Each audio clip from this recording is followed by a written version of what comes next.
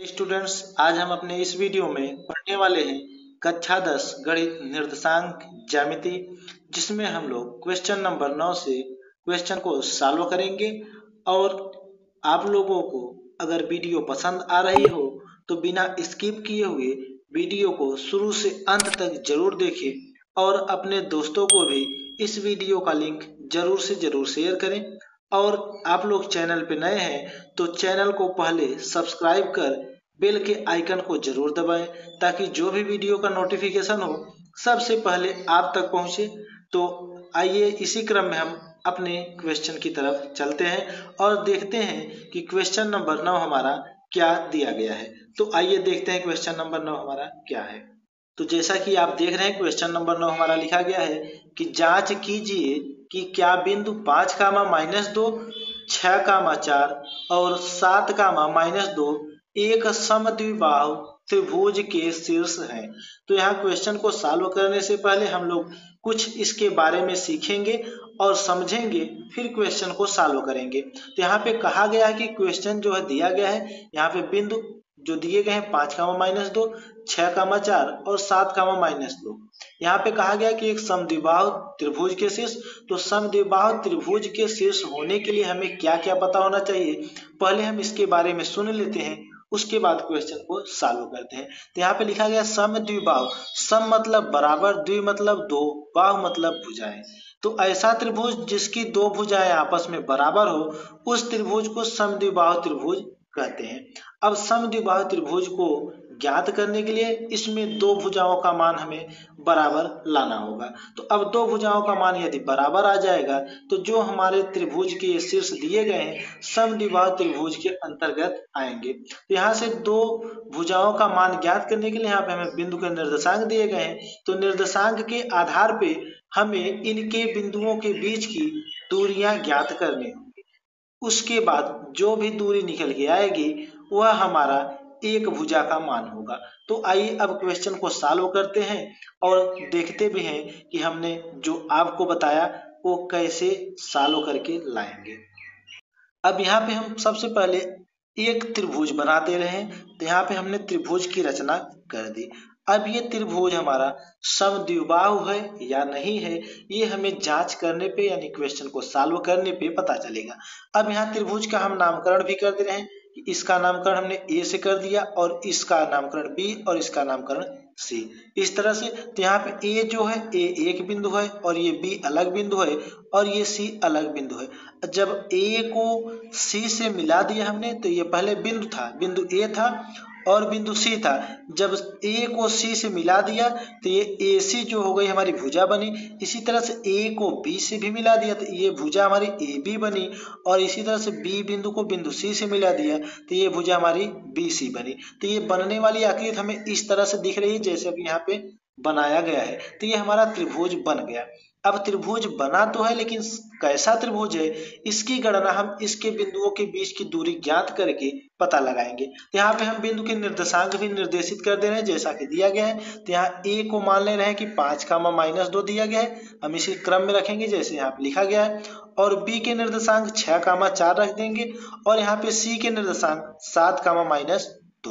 ये हमारे इस जो बी से सी तक की दूरी है जिसे हमने भुजा कहा, ये इसका वैल्यू है नहीं, ये सिर्फ ये बिंदु जो सी लिखा गया है और ये बी लिखा गया है और ये ए लिखा गया, इसी बिंदु के निर्देशांक है। अब इनके जब बीच की दूरी ज्ञात कर लेंगे तो ए से बी तक की दूरी ये भुजा हमें पता हो जाएगी। अब यहाँ से हम बारी बारी से एक एक भुजा के बीच की दूरी ज्ञात करेंगे। यहाँ से तो भुजा तभी बनेगी जब बिंदु हमें ए और बी को मिला देंगे। यहाँ से ए और बी के बीच की दूरी ज्ञात करेंगे। तो यहाँ से लिखेंगे, अब यहाँ पे हमने लिख दिया कि ए बी के बीच की दूरी। तो ये ए और बी जो हमारे बिंदु हैं, तो ए और बी के बीच की दूरी, तो इसमें हमने ए बी दिया नाम। तो ए बी के बीच की दूरी जब ज्ञात करेंगे तो बिंदु के निर्देशांक यदि दिए रहते हैं तो बीच की दूरी ज्ञात करने के लिए हमारा सूत्र होता है कि करड़ी में, फिर यहाँ पे ब्रैकेट करड़ी के अंदर x2 - x1 का whole square plus y2 - y1 का होल स्क्वायर, ये हमारा फार्मूला होता है दो बिंदुओं के बीच की दूरी ज्ञात करने के लिए। तो यहाँ पे दो बिंदु हमने लिया है, एक बिंदु ए है और एक बिंदु बी। इस बिंदु के बीच की दूरी ज्ञात कर रहे हैं। तो यहाँ पे x1 x2 की तो वैल्यू हमें पता नहीं है, तो लेकिन बिंदु के जो निर्देशांक दिए गए हैं उन्हीं बिंदु के निर्देशांकों को हम x1, y1, x2, y2 क्रम से ही मानेंगे। जैसे यहाँ पे हमने पहले a लिखा है तो a वाले को हम x1, y1 और b वाले को x2, y2 मान के सॉल्व करेंगे। तो आइए मान भी लेते हैं। अब यहाँ पे हमने a को, इस वाले को x1 माना और इस वाले को y1, इसे x2 माना और इसे y2। जानते हैं कि किसी भी बिंदु के निर्देशांक में एक भुज होता है और एक कोटि होता है। तो भुज को x से और कोटि को y से प्रदर्शित करते हैं। जब x और y अर्थात भुज और कोटि दोनों मिल जाते हैं तो वह किसी बिंदु का निर्देशांक निर्देशित हो जाता है। तो यहाँ पे इसे हमने x1 माना, इसे y1 माना, इसे x2 माना और इसे y2। तो यहाँ पे भुज x1 है और कोटि y1, यहाँ पे भुज x2 है और कोटि y2। अब ये हमें value x1, y1, x2, y2 की वैल्यू पता हो गई। अब इसी वैल्यू को हम यहाँ सूत्र में रखेंगे। तो यहाँ से लिखेंगे ए बी बराबर, यहाँ से ए बी बराबर, फिर यहाँ पे रूट है, इस तरह से रूट लगा देंगे यहाँ पे, फिर ब्रैकेट, तो ब्रैकेट बनाएंगे, यहाँ पे ब्रैकेट में लिखेंगे x2। तो x2 की वैल्यू देखें तो यहाँ पे कितनी है हमारी 6 है, तो यहाँ से लिखेंगे 6, फिर माइनस है, फार्मूले में माइनस रखेंगे। और x1, तो x1 की वैल्यू देखें तो यहाँ पे लिखी गई है कितनी है 5, तो यहाँ से रखेंगे 5, ब्रैकेट क्लोज, यहाँ पे होल स्क्वायर, फिर प्लस है तो प्लस। अब यहाँ पे फिर ब्रैकेट लगाएंगे, छोटा वाला ब्रैकेट है तो छोटा ब्रैकेट, फिर y2, तो y2 की वैल्यू देखें तो यहाँ पे कितनी लिखेगी 4, तो यहाँ से रखेंगे 4, फिर यहाँ माइनस है फार्मूले में, यहाँ माइनस, फिर y1, तो y1 की वैल्यू देखें तो यहाँ पे कितनी है -2। अब ये ध्यान रखना है हमें कि यहाँ पे भी माइनस है और यहाँ पहले से ही माइनस लगा हुआ है, इस वाले माइनस का और जो यहाँ पे माइनस दिया गया है इस माइनस का माइनस में गुणा होकर यहाँ पे क्या हो जाएगा प्लस हो जाएगा। यहाँ से हम इसे क्या बना देंगे प्लस, और ये वैल्यू कितनी थी हमारी 2, तो यहाँ से लिखेंगे 2, ब्रैकेट क्लोज, यहाँ पे होल स्क्वायर, इस तरह से कर देंगे। अब यहाँ इसे सॉल्व करेंगे आगे, यहाँ से लिखेंगे कि ए बी बराबर, एक बात ये भी ध्यान रखना है कि ए बी को या तो हम हर बार उतार लें या हम एक ही बार ए बी को यहाँ पे लिख दिए हैं, तो यहाँ पे ए बी को अगर न उतारे तो ये हमें इक्वल चिन्ह हमेशा रखना है और लास्ट में जब वैल्यू आ जाएगी तो वहां पे ए बी लिखना अनिवार्य है। तो यहाँ पे हमने लिख दिया ए बी बराबर। अब यहाँ से इसे सॉल्व करेंगे तो यहाँ से ब्रैकेट में, तो 6 में से 5 को घटाएंगे तो 1 आएगा, तो 1 का स्क्वायर लिखेंगे, फिर यहाँ पे प्लस है प्लस, यहाँ 4 में 2 को जोड़ेंगे 6, तो यहाँ से 6 का स्क्वायर कर देंगे। अब इसे सॉल्व कर लेंगे तो यहाँ से हम बराबर का चिन्ह देंगे, तो 1 का वर्ग करेंगे 1 ही आएगा, यहाँ से रूट में ही है, रूट में लिखेंगे 1 प्लस 6 का वर्ग करेंगे तो 6 आगे 36 हो जाएगा, और इसे टोटल को अगर हम ऐड कर देंगे तो 36 और 1 जोड़ेंगे तो कितना आ जाएगा 37, तो यहाँ से आ जाएगा हमारा रूट का 37। अब अगर ये किसी भी संख्या का वर्गमूल होगा तो ये करड़ी से बाहर निकलेगा, नहीं तो करड़ी में ही छोड़ देंगे। तो ये किसी भी संख्या का वर्गमूल तो है नहीं, तो यहाँ से इसे करड़ी में ही रखेंगे। अब जानते हैं कि दूरी, तो दूरी का जो यहाँ पे जो दूरी होती है उसका मात्रक मैथमेटिकल में यदि कुछ दिया रहता है तो वही लिखते हैं, या फिर हम इकाई या फिर मात्रक ही लिख देते हैं। तो यहाँ से या तो इकाई लिख दें या फिर कह सकते हैं कि मात्रक, दोनों में से हमें एक ही रखना है, या तो इकाई लिखें या फिर मात्रक। तो यहाँ पे हमने लिख दिया इकाई या मात्रक। अब हमने यही बताया कि यहाँ पे हमें ए बी लिखना अनिवार्य है, तो यहाँ पे हम ए बी को दर्शित कर देंगे, यहाँ पे ए बी, क्योंकि यहाँ पे हमने एक ही बार में देखें तो यहाँ पे हमने कहा था यहाँ पे ए बी लिखे, इसके बाद बराबर का सिंबल रखते चले जाएंगे, लेकिन जहाँ पे वैल्यू आएगी वहां पे ए बी को दर्शित करना अनिवार्य है। तो हमने देखा यहाँ पे हमने एक ही स्टेप में टोटल रख दिया, अगर अगले स्टेप में रखते इसे तो 37 को नीचे लिखते, यहाँ पे हमने एक ही स्टेप में रखा है इसलिए यहाँ पे हमने ए बी को लगा दिया। अब इसी तरह से हम ए बी का मान यहाँ से यहाँ तक का ज्ञात कर चुके, अब इसी तरह से ए सी को भी ज्ञात करेंगे। अब यहाँ पे हमने लिखा कि इसी प्रकार, कैसे, जिस तरह से हमने ये ज्ञात किया है। अब इसी प्रकार हम ये ए सी निकालेंगे, तो यहाँ पे पहले ए लिखा है हमने, फिर सी, तो यहाँ ए वाले को 1 1 के रूप में मानेंगे और सी वाले के 2 2 के रूप में। तो यहाँ पे ए पहले से ही 1 1 हमने लिख दिया है जैसा कि हमने यहाँ सॉल्व किया था। अब सी वाले को हम पहले यहाँ पे ए बी निकाल रहे थे तो बी वाले को 2 माने थे, लेकिन अब यहाँ पे ए सी निकाल रहे हैं, अब सी वाली वैल्यू को हम 2 2 के रूप में मानेंगे, यहाँ से इसे मानेंगे x2 और इसे मान लेंगे y2, यहाँ पे हमने रख दिया। अब ये फार्मूला जो हमने ऊपर लिखा है इसी के आधार पे पुनः रखना शुरू करेंगे, तो यहाँ से लिखेंगे ब्रैकेट।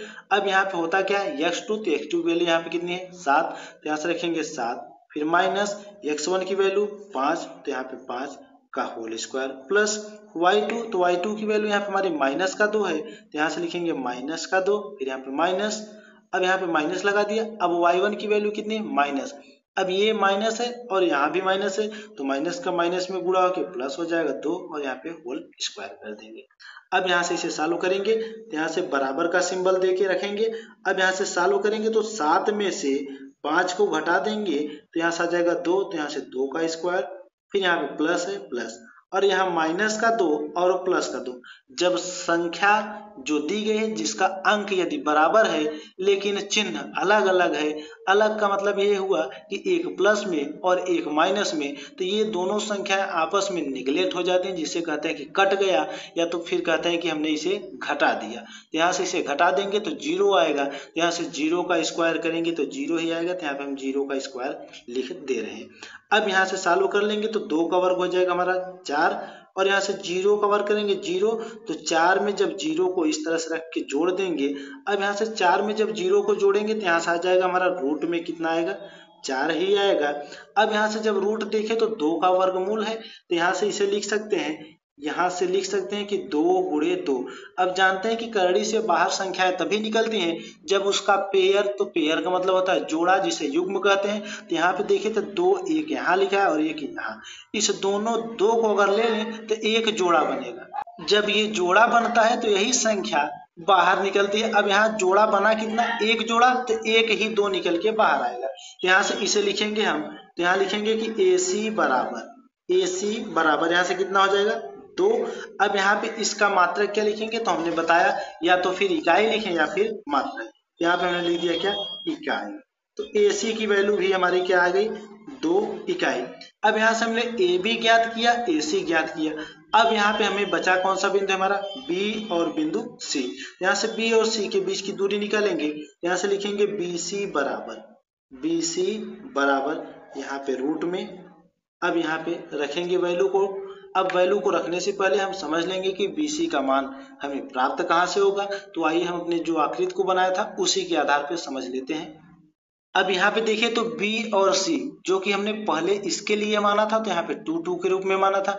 अब यहाँ पे हमें B और C को ही मानना है, पहले B फिर C। तो जानते हैं कि जो पहले लिखते हैं उसे 1 के रूप में और दूसरे वाले को 2 के रूप में। तो अब इसे हम यहाँ से BC निकाल रहे हैं, तो B वाली वैल्यू को हम 1 1 के रूप में मान लेंगे। यहाँ से इसे मान लेंगे क्या, अब यहाँ से हम इसे कट कर दे रहे हैं। अब यहाँ से इसे x1 मान लेंगे और इसे y1। अब ये x2 और y2 हमारा पहले से ही लिखा गया है, क्योंकि यहाँ पे हमने पहले B लिया है और फिर C लिया है। अब इसी वैल्यू को हम अपने क्वेश्चन में पुट करेंगे। अब यहाँ पे रखेंगे तो यहाँ पे हो जाएगा x2, तो x2 की वैल्यू हमारी कितनी है, 7 है, तो यहाँ से लिखेंगे 7 माइनस, अब x1, तो x1 की वैल्यू है हमारी 6 का होल स्क्वायर। आप लोग भी देख लीजिएगा कि ये वैल्यू मिली कहाँ से, तो ये देखें तो यहाँ से x2 हमारी कितनी है, 7, और x1 कितनी है, 6। तो इसी 7 में से हमने 6 को घटा के होल स्क्वायर किया, जैसा कि ये फार्मूला हमारा लिखा गया है। अब इसी तरह से करेंगे y2 माइनस y1, तो y2 की वैल्यू -2 और y1 की वैल्यू 4, तो -2 में से 4 को घटाएंगे और होल स्क्वायर भी करेंगे। तो आइए हम आगे रखते हैं इसे, तो यहाँ से रखेंगे तो यहाँ से हो जाएगा हमारा, यहाँ पे रखेंगे प्लस, फिर ब्रैकेट में, तो y2 तो -2 माइनस y1 की वैल्यू है 4, तो 4 का होल स्क्वायर, यहाँ टोटल का होल स्क्वायर। अब यहाँ से सॉल्व करेंगे तो 7 में से अगर 6 को घटा देंगे, तो 7 में से 6 घटाएंगे तो 1 आएगा, तो 1 का स्क्वायर, फिर यहाँ पे प्लस है प्लस। अब यहाँ पे -4 में -2 को अगर जोड़ेंगे तो -6, यहाँ पे लिखेंगे -6 का स्क्वायर। अब इसे सॉल्व करेंगे तो यहाँ से आ जाएगा 1 का वर्ग करेंगे 1 प्लस, ये करड़ी रहेगा ही, और यहाँ -6 का वर्ग करेंगे तो यहाँ से आ जाएगा प्लस का 36। अब कैसे आएगा यहाँ पे देख लेते हैं। अगर -6 का स्क्वायर लिखा गया इस तरह से, तो इसका मतलब ये है कि -6 का जो घात लगा है उतनी बार गुणा करना है। तो यहाँ पे हम इसे रफ कार्य के अंतर्गत आप लोगों के समक्ष रख दे रहे हैं, आप रफ कार्य लिख दे रहे हैं। अब यहाँ से -6 के पावर में 2 है, लिखेंगे -6 गुणे -6, तो जानते हैं कि माइनस का माइनस में गुणा होकर हो जाएगा प्लस, और 6 का 6 में गुणा हो जाएगा 36। अब यहाँ पे इसके आगे हम प्लस सिंबल को लगा सकते हैं यदि इसके आगे कोई संख्या लिखी रहेगी तब, यदि नहीं लिखी रहेगी तो हम प्लस को हटा भी सकते हैं। तो यहाँ से हमने सीख लिया कि ये -6 का वर्ग करेंगे तो प्लस का 36 से आएगा। यहाँ पे हमने यह प्लस पहले से था, इसका वर्ग किया तो प्लस 36। अब इसके पहले कोई संख्या नहीं थी, इसलिए यहाँ पे हमने प्लस को हटा दिया, क्योंकि एक साथ दो सिंबल रह ही नहीं सकते, तो इसीलिए यहाँ पे वैल्यू बची हमारी प्लस, और ये जो इसका प्लस है इसी के अंतर्गत एडजस्ट हो जाता है। अब यहाँ पे इसे सॉल्व करेंगे तो यहाँ से आ गया हमारा कितना, 36 में एक जोड़ेंगे तो 37। यहाँ से लिखेंगे कि BC बराबर, अब यहाँ से BC लिखेंगे तो यहाँ से BC बराबर, अब BC की वैल्यू कितनी आ गई, रूट में क्या 37, तो रूट में 37 आ गई। अब यहाँ पे इसका मात्रक क्या लिखेंगे, इकाई, यहाँ पे हमने लिख दिया इकाई। अब हमने जो टोटल वैल्यू को ज्ञात किया, AB को ज्ञात किया, AC को और BC को। अब देखेंगे क्या इसमें दो वैल्यू हमारी आपस में बराबर आई है क्या। अब यहाँ पे देखें तो BC की वैल्यू 37 है रूट में, और AC की वैल्यू हमारी 2 है, और इसी तरह से देखें तो AB की वैल्यू भी हमने ज्ञात की थी। यहाँ से देखें तो AB की वैल्यू हमारे रूट में 37, तो रूट में 37 AB की वैल्यू और रूट में 37 BC की वैल्यू, दो वैल्यू हमारी बराबर है। तो ये देखें तो B अलग बिंदु था और C अलग, तो जब B को हमने C से मिलाया था तो भुजा के कारण ये हमारी भुजा बन गई थी, क्योंकि अगर बिंदु को हम मिला देते हैं तो वो भुजा का कार्य करने लगती है। तो B को C से मिला तो ये भुजा हो गया, एक भुजा ये हमारी BC और एक भुजा ये हमारी AB, तो दो भुजाएं बराबर हो गई। तो यही तो कहा गया था क्वेश्चन में कि क्या समद्विबाहु होगा। तो जानते हैं कि जब दो भुजाएं बराबर होती है तो हमारे क्या होता है, समद्विबाहु। तो ये हमारा त्रिभुज क्या होगा, समद्विबाहु। तो आइए हम इसे देखते हैं आगे। तो अब यहां से लिखेंगे हम कि जो भुजा थी हमारी, यहाँ पे लिखेंगे कि भुजा AB बराबर BC, भुजा AB बराबर BC। अतः दिए गए बिंदु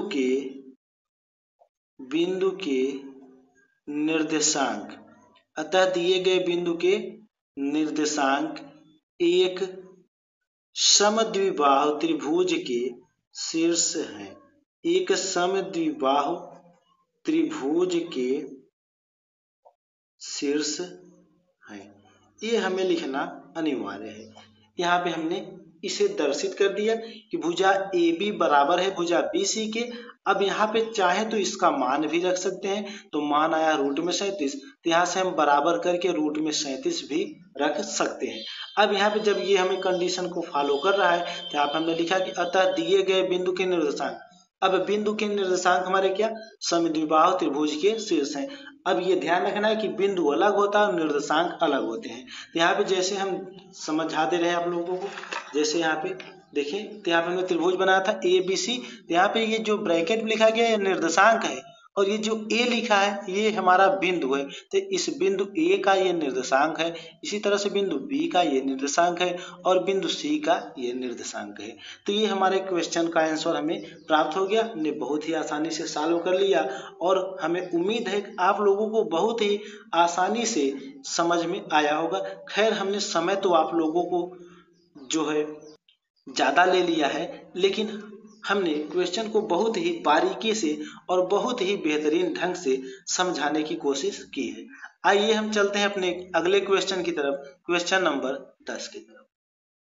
तो यहाँ पे क्वेश्चन नंबर 10 हमारा दिया गया है, यदि Q क्या है, बिंदु है, और ये इसके निर्देशांक है 0,1, बिंदुओं P 5,-3 और R x, 6, यानी ये जो दो बिंदु दिए गए हैं, बिंदु ये P और R, और कहा गया है कि से समदूरस्थ है। इन बिंदुओं से एक बिंदु Q दिया गया है जो कि समदूरस्थ है। सम मतलब बराबर, दूर अस्त मतलब दूर स्थित है, यानी बराबर दूरी पर स्थित है। तो x का मान ज्ञात कीजिए, दूरियां QR और PR भी ज्ञात कीजिए। इसमें कहा गया है कि दो बिंदु हैं, जैसा कि यहाँ पे P और R को कहा गया है, और इनसे एक बिंदु जो अलग से दिया गया है Q, ये बराबर दूरी पे स्थित है। तो इसमें एक बिंदु में x जो दिया गया है वैल्यू निर्देशांक के रूप में, इसी x का मान ज्ञात करना है, और इस मान को ज्ञात करने के पश्चात जो दूरियां हमारी QR और PR थी उन्हें भी ज्ञात करना है। तो आइए पहले हम इसे ग्राफ के माध्यम से समझ लेते हैं, और उसके बाद में क्वेश्चन को सॉल्व करते हैं। यहाँ पे हमने एक रेखा को खींच दिया जो कि एक सीधी या कह सकते हैं कि सरल रेखा होगी। यहाँ से हमने एक सरल रेखा को खींच दिया, जैसा कि थोड़ा सा तिरछा बन गया। आप लोग स्केल की मदद से बनाइएगा तो थोड़ा सीधा बनाइएगा। यहाँ पे हमने खींच दिया एक सरल रेखा और यहाँ पे किनारे किनारे पे हम इसका नामकरण कर दे रहे हैं। एक बिंदु, ये जो हम थोड़ा सा डार्कनेस कर रहे हैं तो इसे बिंदु तक निर्देशित कर रहे हैं, और एक बिंदु यहाँ पे कर दे रहे हैं, एक बिंदु यहाँ पे। अब इन बिंदुओं को, तो यहाँ बिंदुओं कहा गया, एक पी है और एक आर, तो इसे हमने मान लिया कि ये पी है और ये बिंदु क्या है, आर है। इतना रख दिया। अब कहा गया कि इससे एक बिंदु जो कि यहाँ पे अलग से दिया गया है क्यू, समदूरस्थ, सम मतलब बराबर दूरी पे है, तो जानते हैं कि बराबर दूरी पे तभी होगा जब ये बीचों बीच बिंदु होगा, क्योंकि अगर बीचों बीच होगा तभी यहाँ से यहाँ तक की दूरी और यहाँ से यहाँ तक की दूरी बराबर होगी। तो ये बिंदु तो हमें पता चल गया होगा कहाँ, बीच में। तो यहाँ बीच में हम कहीं इस बिंदु को रख दे रहे हैं। इस बिंदु को हमने मान लिया क्या है, ये क्यू है, ये बिंदु हमारा क्यू है। अब यहाँ पे इसके निर्देशांक दिए गए, अब यहाँ पे निर्देशांक भी रख दे रहे हैं। यहाँ पे पी की जो पी बिंदु है इसके निर्देशांक 5, -3, यहाँ पे लिखेंगे 5, -3, और क्यू का निर्देशांक है 0, 1, और यहाँ पे आर का निर्देशांक है x, 6। यहाँ पे हमने टोटल निर्देशांक को निर्देशित कर दिया। अब यहाँ पे देखिए तो कहा गया है कि समदूरस्थ है, तो समदूरस्थ अर्थात यहाँ से यहाँ तक की दूरी बराबर होगी यहाँ से यहाँ तक की दूरी के। यहाँ से यहाँ तक की दूरी अर्थात P से Q तक की दूरी और Q से R तक की दूरी आपस में क्या होगी, बराबर होगी। यही हमें ज्ञात करना है। तो आइए हम अपने क्वेश्चन को सॉल्व करते हैं। अब यहाँ से पहले हम P से Q के बीच की दूरी ज्ञात करेंगे। तो जानते हैं कि दूरी ज्ञात करने के लिए हमारा फार्मूला जो होता है वो हमें पता होना चाहिए। तो फार्मूला हमारा होता क्या है, तो यहाँ से लिखेंगे बिंदु क्या लिया हमने, P और Q। यहाँ से P Q बराबर, अब P Q के बीच की दूरी ज्ञात करेंगे तो यहाँ से दूरी से रिलेटेड फार्मूला लिखेंगे। तो यहाँ से फार्मूला आ जाएगा हमारा रूट में, अब यहाँ पे रूट में फिर यहाँ पे लिखेंगे x2 माइनस x1 का whole square plus y2 minus y1 का होल स्क्वायर। ये हमारा फार्मूला होता है। आप लोग थोड़ा सा इसे गैप करके लिखना, क्योंकि यहाँ पे ये लाइनिंग तिरछी हो गई है इसलिए हमें यहाँ पे थोड़ा सा इसके करीब में दिख रहा है। तो आप लोग थोड़ा सा अपने नोट्स बुक में जो बना रहे हैं नोट्स या तो फिर रफ ही कर रहे हैं तो उसमें थोड़ा साफ साफ लिखना और सही तरीके से लिखना, क्योंकि हमने तरीका आप लोगों को बताया है। अब यहाँ पे रखेंगे तो यहाँ पे लिखेंगे पी क्यू, तो यहाँ से लिखेंगे पी क्यू बराबर, अब यहाँ पे रूट लिखेंगे। अब यहाँ पे x2 और x1, y2 और y1 की वैल्यू को रखेंगे। तो हमने बताया है कि यहाँ पे जो बिंदु लेंगे उसी क्रम में हम उसके निर्देशांक को क्रम से x1 y1 x2 y2 के रूप में मानेंगे। तो यहाँ से हमने पहले p लिया है फिर q लिया है, तो पहले p वाले को मानेंगे कि x1 और y1, यहाँ ऊपर निर्देशित कर दे रहे हैं कि x1 और ये y1, और इस q वाले को x2 और ये y2, यहाँ पे हमने इसे रख दिया। अब इसी वैल्यू को हम यहाँ पे रखेंगे, यहाँ से रखेंगे जब तो यहाँ से पी क्यू, तो p, अब यहाँ पे x2 तो x2 वैल्यू कितनी है 0, यहाँ से लिखेंगे ब्रैकेट में 0 माइनस x1 की वैल्यू 5, तो यहाँ से 5 का होल स्क्वायर प्लस, अब y2 तो y2 की वैल्यू कितनी 1, यहाँ पे लिखेंगे 1 माइनस y1 की वैल्यू, यहाँ पे -3 लिखा गया है, ये माइनस लिखा गया है, तो ये माइनस में गुणा होगा तो क्या हो जाएगा प्लस का 3, यहाँ पे होल स्क्वायर। अब इसे सॉल्व करेंगे तो यहाँ पे इक्वल सिंबल देंगे, तो 0 में से अगर 5 को अगर घटा देंगे, अगर यहाँ 0 में से 5 को घटाएंगे तो यहाँ से आ जाएगा -5, यहाँ पे होल स्क्वायर है तो यहाँ पे होल स्क्वायर रखेंगे और ये रूट लगे रहेगा हमारा, क्योंकि यहाँ पे रूट लगा हुआ है। फिर यहाँ पे प्लस है तो प्लस, 1 में 3 को जोड़ेंगे तो 4, यहाँ पे 4 का स्क्वायर। अब यहाँ पे जानते हैं कि माइनस का अगर वर्ग करेंगे, अगर घात माइनस में संख्या दी गई है और घात यदि सम है तो वहां पे माइनस हमारा प्लस में कन्वर्ट हो जाएगा, जैसा कि हमने इसके पिछले वाले क्वेश्चन में आप लोगों को सॉल्व करके भी दिखाया है। अब यहाँ से इसे सॉल्व करेंगे तो यहाँ से रूट में 5 का वर्ग करेंगे तो क्या आ जाएगा 25 प्लस 4 का वर्ग करेंगे तो यहाँ से आ जाएगा 16। अब इसे हम जोड़ देंगे तो 25 में यदि 16 को जोड़ेंगे तो यहाँ से आ जाएगा कितना हमारा रूट में 41। अब ये किसी भी संख्या का वर्ग या वर्गमूल नहीं है। तो जब ये किसी भी संख्या का वर्गमूल नहीं है तो ये हमारा करड़ी में ही रहेगा। अब यहाँ पे हमने दो बिंदु के बीच की दूरी ज्ञात की है, यहाँ से इसका मात्रक क्या लिखेंगे, इकाई, या फिर बताया क्या, मात्रक। तो यहाँ से हमने लिख दिया इकाई, और यहाँ से बिंदु को निर्देशित करने की क्या था, हमारा P और Q था। अब यहाँ से P और Q के बीच की हमने दूरी ज्ञात कर ली। अब यहाँ से Q से R के बीच की दूरी ज्ञात करेंगे। तो इसी प्रकार जैसा कि हमने यहाँ फार्मूला लिखा है, तो यहाँ पे लिखेंगे QR बराबर, तो QR बराबर यहाँ पे रूट में, अब यहाँ पे Q को हमने पहले निर्देशित किया फिर R को, तो Q वाले वैल्यू को हम x1 y1 और R वाले को x2 y2 मानेंगे। अब यहाँ पे इसे हम चेंज कर दे रहे हैं कि यहाँ पे ये 1 हो गया और ये भी क्या हो गया 1, और ये वैल्यू हो गई x2 और ये वैल्यू y2। आप लोग अपने नोट्सबुक में इसे अलग थोड़ा सा रख लेना या फिर इसी में ही समझ के सॉल्व कर लेना। अब यहाँ पे रखेंगे, तो यहाँ पे रखेंगे ब्रैकेट में x2, तो x2 की वैल्यू यहाँ पे x, यहाँ से रखेंगे x माइनस x1 की वैल्यू 0, तो यहाँ से 0 का होल स्क्वायर, प्लस y2, तो y2 की वैल्यू है हमारी 6, माइनस y1, तो y1 की वैल्यू है कितनी 1 का होल स्क्वायर। अब यहाँ से सॉल्व करेंगे तो x में से 0 को घटाएंगे तो x ही आएगा, यहाँ पे x का वर्ग करेंगे तो x स्क्वायर, प्लस 6 में से 1 को घटाएंगे तो 5, 5 का वर्ग कर देंगे तो 25 आ जाएगा। यहाँ से हमने इतना रख दिया। अब ये देखें तो एक चर वैल्यू एक अचर वैल्यू तो आपस में जुटेगी नहीं, तो यहाँ से QR बराबर हमारा कितना आ गया, रूट में x स्क्वायर प्लस 25। अब यहाँ से इसका मात्रक क्या, इकाई, यहाँ से अब हमने रख दिया। अभी हमारा क्वेश्चन सॉल्व हुआ नहीं है क्योंकि यहाँ पे x का मान ज्ञात करना है, अभी तो हमने x ज्ञात ही नहीं किया। अब इस क्वेश्चन के मेन मैटर पे फोकस करेंगे कि क्वेश्चन कहाँ किया गया था। तो क्वेश्चन कहा गया था कि समदूरस्थ है। अब यहाँ पे हमने P से Q की वैल्यू और Q से R की वैल्यू ज्ञात कर ली। अब कहा गया कि समदूरस्थ यानी बराबर दूरी पे, तो ये दूरी यानी P से Q तक की दूरी बराबर होनी चाहिए Q से R तक की दूरी। तो PQ बराबर QR लिख सकते हैं क्योंकि यहाँ पे समदूरस्थ कहा गया है। यहाँ से लिखेंगे कि यदि बिंदु, यहाँ से लिखेंगे यदि बिंदु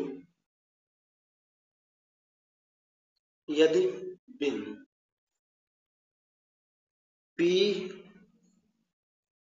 Q तथा QR, या फिर हम इसे थोड़ा सा और दूसरी तरीके से लिखना चाहते हैं, यदि बिंदु P तथा R बिंदु Q से समदूरस्थ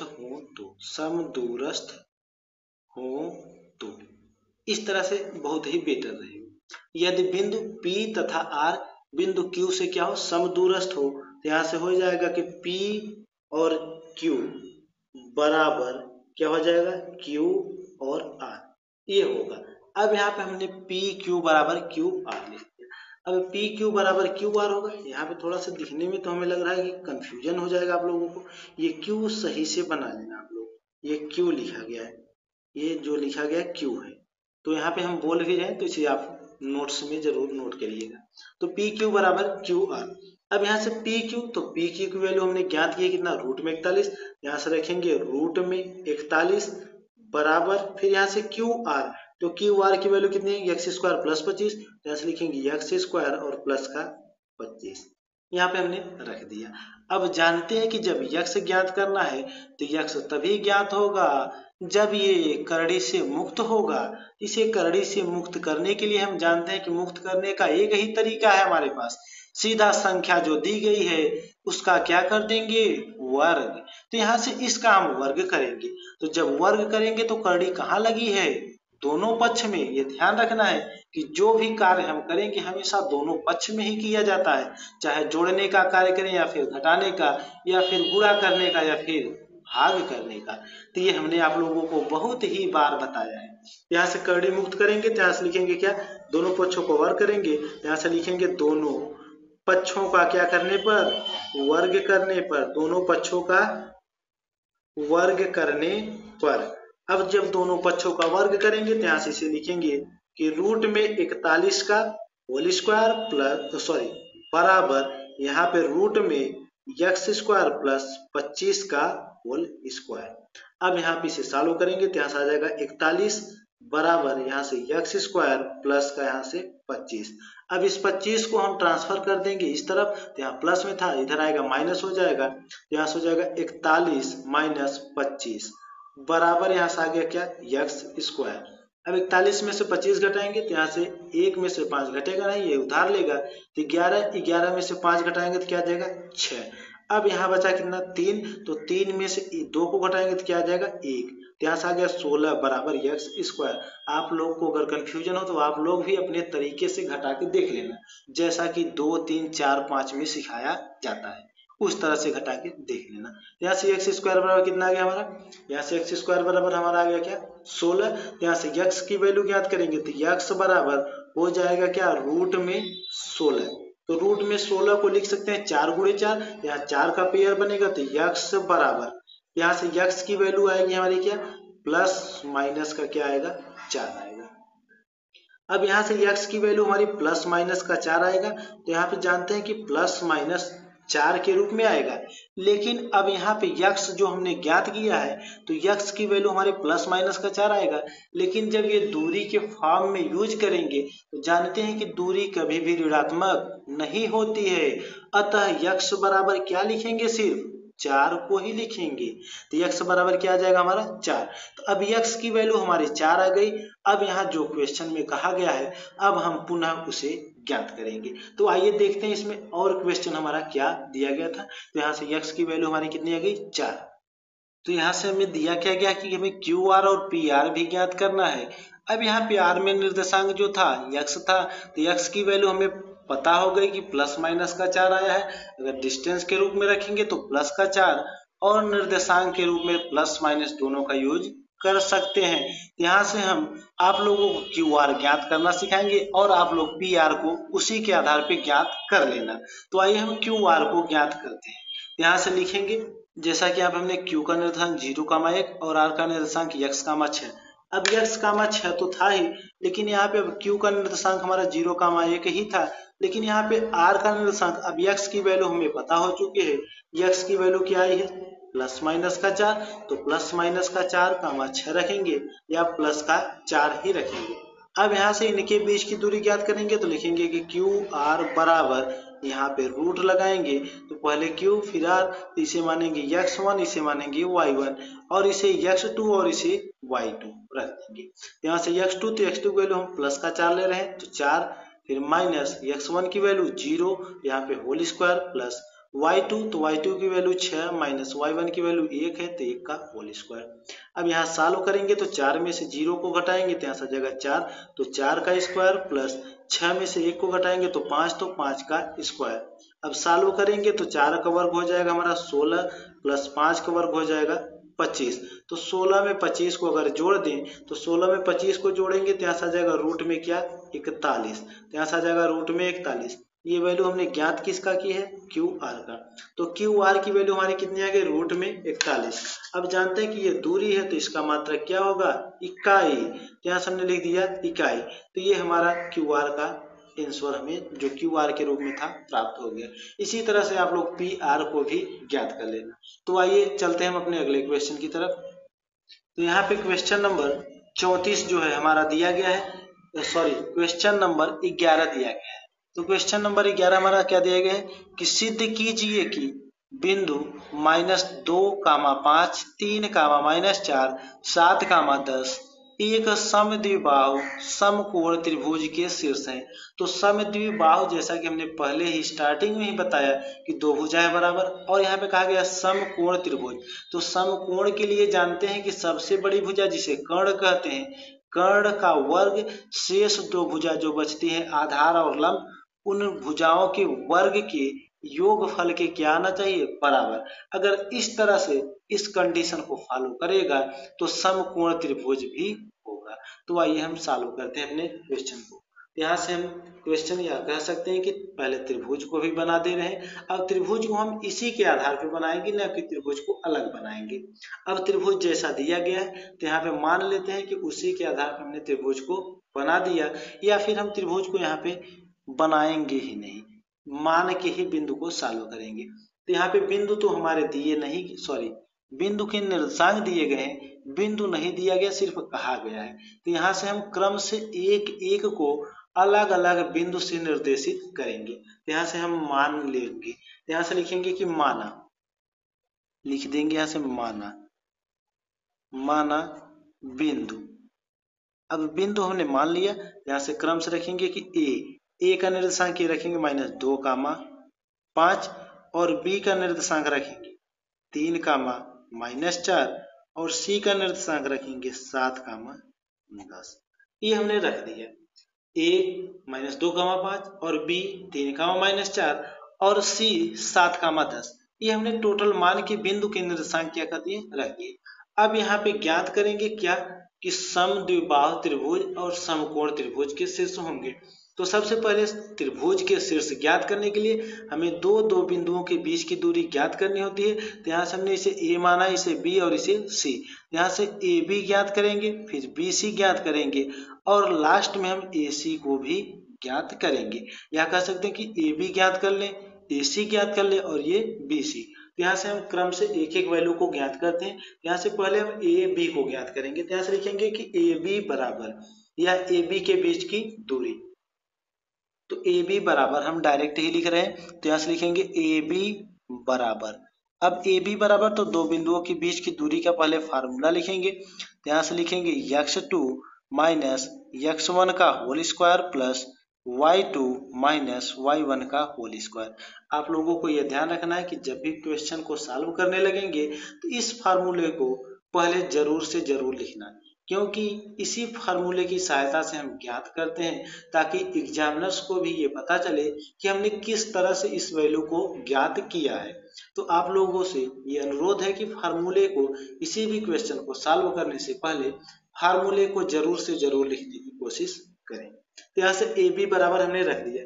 अब यहाँ से सॉल्व करेंगे क्वेश्चन को। तो यहाँ से रखेंगे, तो ए बी बराबर, तो यहाँ से लगाएंगे बराबर का सिंबल और यहाँ से रूट लिखेंगे। अब यहाँ पे x2 और x1 और y2 और y1 इसकी वैल्यू पता करेंगे। तो यहाँ से बिंदु हमने माना क्या, a और b। यहाँ साइड में लिख दे रहे हैं कि a एक है और एक b। a का निर्देशांक देखे तो कितना दिया गया, -2 कामा 5 और b का निर्देशांक है 3 कामा -4। तो पहले यहाँ पे हमने a लिखा है, फिर b। a वाले को मान लेंगे 1 1 के रूप में, इसे x1 और इसे y1 और इसे x2 और इसे y2। अब इसी वैल्यू को हम इस फार्मूले की मदद से पुट करेंगे। यहाँ से ब्रैकेट में x2, तो x2 की वैल्यू हमारी कितनी, 3 माइनस x1 की वैल्यू -2, या माइनस पहले से ही यहाँ पे लगा हुआ, माइनस माइनस का गुणा किया जाएगा प्लस का 2, यहाँ पे होल स्क्वायर प्लस y2, तो y2 की वैल्यू -6, यहाँ से -4 माइनस y1, तो y1 की वैल्यू 5 है, यहाँ से 5 का होल स्क्वायर। अब सॉल्व करेंगे तो यहाँ से 3 में 2 को जोड़ देंगे, आ जाएगा 5, तो यहाँ से हो जाएगा 5 का स्क्वायर, यहाँ से प्लस, यहाँ पे -4 में -5 को जोड़ेंगे तो यहाँ से आ जाएगा -9 का होल स्क्वायर। ये ध्यान रखना कि अगर संख्या माइनस में बच रही है तो उसे कोष्टक में लिखना अनिवार्य है। तो यहाँ पे लिखेंगे -9। अब इसे सॉल्व करेंगे तो 5 कवर करेंगे, यहाँ से आ जाएगा 25 प्लस 9 कवर करेंगे तो यहाँ से आ जाएगा 81, जो कि प्लस का 81 आएगा, जैसा कि हमने बताया। अब यहाँ से इसे जोड़ देंगे तो यहाँ से आ जाएगा ए बी बराबर, यहाँ पे इसे जोड़ेंगे तो 5 में 1 जोड़ेंगे 6 और 8 में 2 जोड़ देंगे, कितना आ जाएगा 10। ये 106 आ गया। अगर 106 किसी भी संख्या का वर्गमूल होगा तो करड़ी से बाहर निकलेगा। अगर नहीं आप लोगों को आ रहा है वर्गमूल निकालने, तो इसे इसी तरह से भी रख सकते हैं। यहाँ से 106 आ गया। 106 अगर देखें तो किसी भी संख्या का वर्गमूल बनेगा। इसकी गणना करने के लिए हमें लसा पता होना चाहिए। तो यहाँ से हम थोड़ा सा आप लोगों को हिंट दे रहे हैं रफ कार्य के रूप में।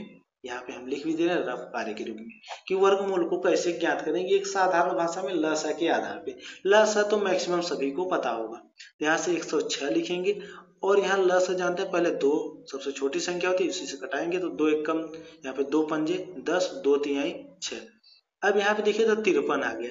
53 जानते हैं कि किसी भी संख्या से नहीं कटेगी, सिर्फ 53 से ही कटेगी।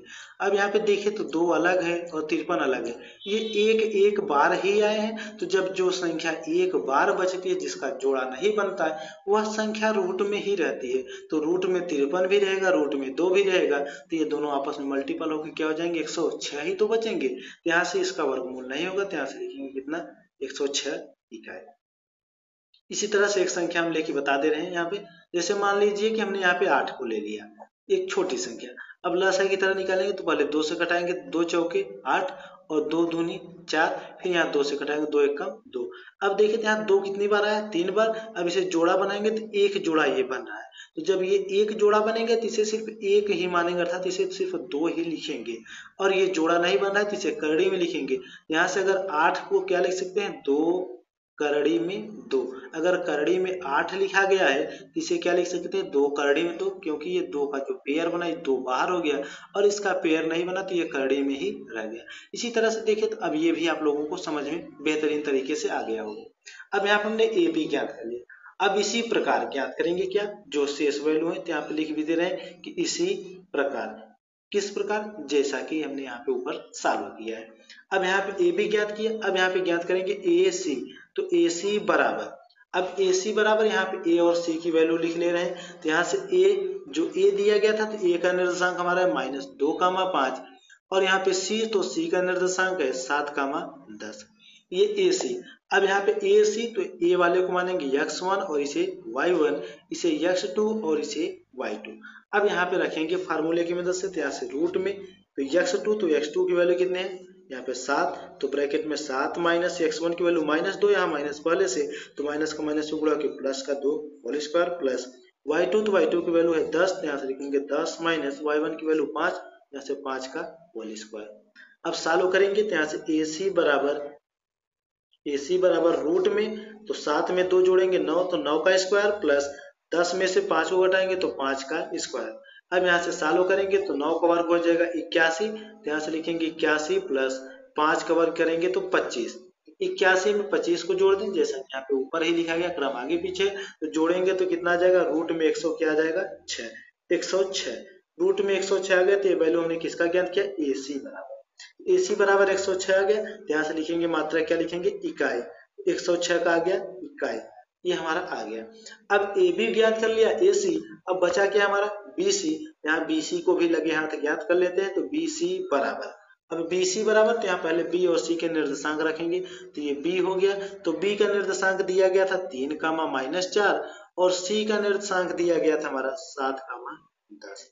अब BC, तो B वाले को मानेंगे इसे x1 और इसे y1, इसे x2 और इसे y2। यहाँ पे हमने मान लिया। अब यहाँ पे इसे रखेंगे तो यहाँ रूट लगाएंगे, तो x2, तो x2 की वैल्यू कितनी है, 7, यहाँ से रखेंगे 7 माइनस x1 की वैल्यू 3 का होल स्क्वायर प्लस y2, तो y2 की वैल्यू है 10 माइनस y1 की वैल्यू -4, तो माइनस का गुणा होगा माइनस में, तो प्लस का 4 यहाँ पे होल स्क्वायर। अब यहाँ पे सॉल्व करेंगे तो 7 में से अगर 3 को घटाएंगे तो आ जाएगा 4, यहाँ पे 4 का स्क्वायर, फिर प्लस 10 में 4 को जोड़ेंगे तो 14, फिर यहाँ पे 14 का स्क्वायर। अब यहाँ पे इसे सॉल्व करेंगे तो 4 का वर्ग हो जाएगा हमारा कितना, 16 प्लस 14 का वर्ग करेंगे, तो 14 का वर्ग करेंगे तो कितना आएगा, तो 14 का वर्ग हमारा कितना होता है, 196। तो यहाँ पे 196 आएगा, तो यहाँ पे 196 आएगा। अब जब यहाँ से 196 आ गया, अब इसे जोड़ेंगे, तो यहाँ से जोड़ दे रहे हैं, तो 6 में 6 को जोड़ेंगे कितना आएगा, 12, तो यहाँ से 2 आ गया। और 9 में 1 को जोड़ेंगे 10, एक बचा था हमारा, 10 में 1 जोड़ेंगे तो 11, तो यहाँ से 1 बचा, 1 को 1 में जोड़ देंगे कितना आ जाएगा, 2। यहाँ से आ गया रूट में 212।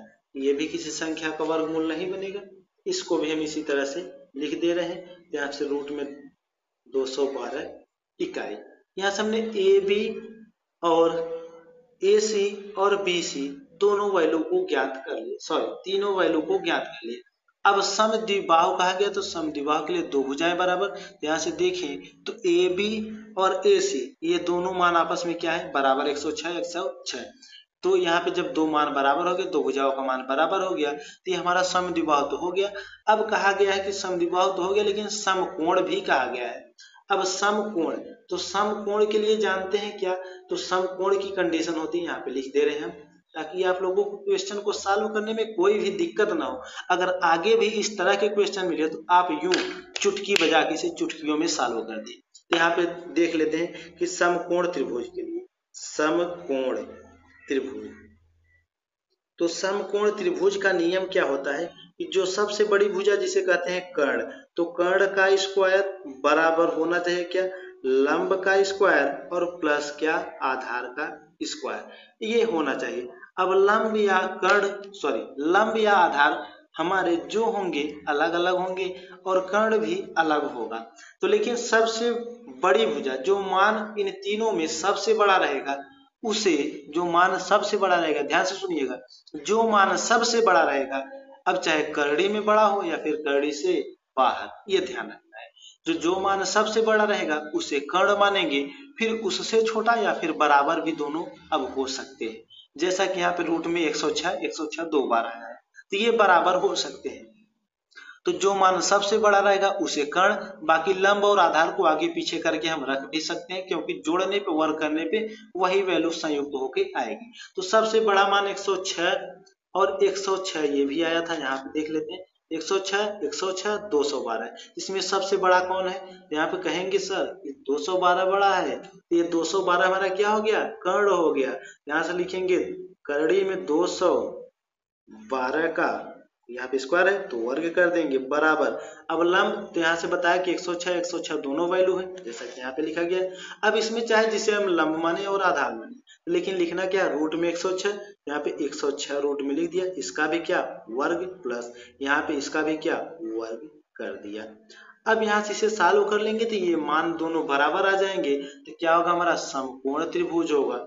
यहाँ से लिखेंगे 212 करड़ी से मुक्त हो जाएगा बराबर 106 प्लस 106, ये करड़ी से हट जाएंगे। अब जोड़ देंगे, यहाँ से 212 बराबर 6 में 6 जोड़ेंगे 12, यहाँ 2 हासिल 1 लगा, 0 में 0 तो 0, अब एक हासिल था तो क्या आ जाएगा?